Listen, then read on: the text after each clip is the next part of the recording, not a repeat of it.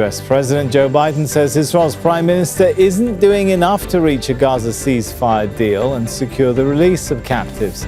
His comments follow the recovery of the body of a US-Israeli citizen, along with 5 others in southern Gaza on Saturday.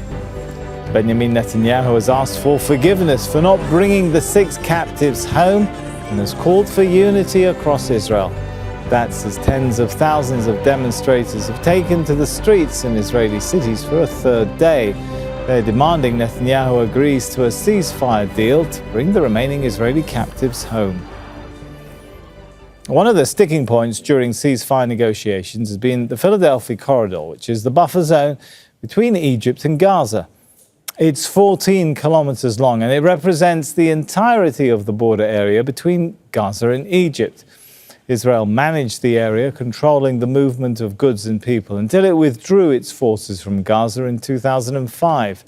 Egyptian forces took over patrols, but Israel still inspected all deliveries into the territory. Well, this May, Israel said it was taking control of the buffer zone. Both Egypt and Hamas strongly oppose Israel's control over the corridor. Joining me now here on set to discuss all of this is Hassan Barari, Professor of International Affairs at Qatar University. Good to have you with us. So, is this now the sticking point in these ceasefire talks? It is indeed. I just listened to Netanyahu speaking in a press conference just, half an hour ago. And he made it perfectly clear that Israel will not withdraw from the Philadelphia Corridor. And doesn't seem like his Minister of Defense is on the same page with him on this issue of the Philadelphia Corridor. Well, yeah, but the problem here is that the bone of contention between them is personal, and secondly is what should come first. For Gallant, the release of the hostages is very important, and staying there would maybe endanger and jeopardize their lives. So there's here a problem of order between both of them, but we know that there are a lot of personal things between the two people. And we know that this government is a right-wing government, is an extremist government that has been committing a genocidal war. The sticking point is there. I'm not saying that Israel will continue, committed to this, because they cannot concede in the press conference. But it's obvious that Netanyahu has been adopting this position for such a long time with the purpose of undermining the peace talks.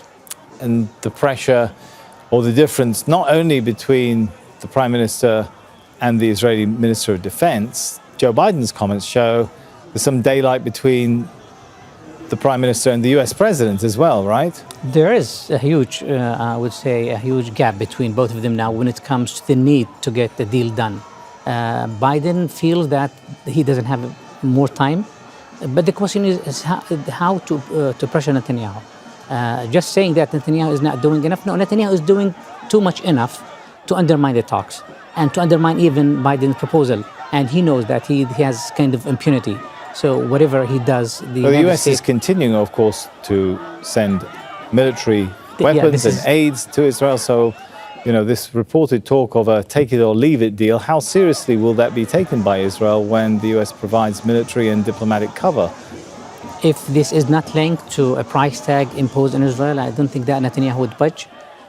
But also, maybe the United States can come up with different argument that had the Israeli government signed the deal, the 6 hostages would have been released or have been saved. There's a lot to add to the internal debate in Israel, but the Americans are not doing that. They're just saying, Netanyahu needs to do this or that. What they need to step in and be a partner in the debate in Israel, because there's dynamics in Israel that the Americans are not really exploiting. On that point, we're seeing the pressure building up domestically, the protests actually continuing in Tel Aviv, and the live pictures we're showing from West Jerusalem. We're seeing moves, we're seeing those statements from the US, we're seeing moves from the UK to at least halt some weapon supply. Is the pressure converging internationally and domestically on Netanyahu? Yeah, it has been converging for a long time now, but the question, it's not enough to make Netanyahu budge, simply because Netanyahu, his number one objective now is to keep his coalition with the far right-wing intact, because it's a survival game for him. He knows the moment that he signs a deal, the government would come to an end, and those people would walk out of his government. And here I'm talking about Ben Gvir and Modric and all these right-wing people, and the government would fall down, and this will take Netanyahu to the court. So he is buying time by perpetuating the war and by defying all this international and domestic pressure. But if the convergence, continues for a long time, with a more Israeli take to the street, I think this will probably change the game in Israel. Well, I guess time will tell. Thank you so much, Hassan Barari from Qatar University. Make sure to subscribe to our channel to get the latest news from Al Jazeera.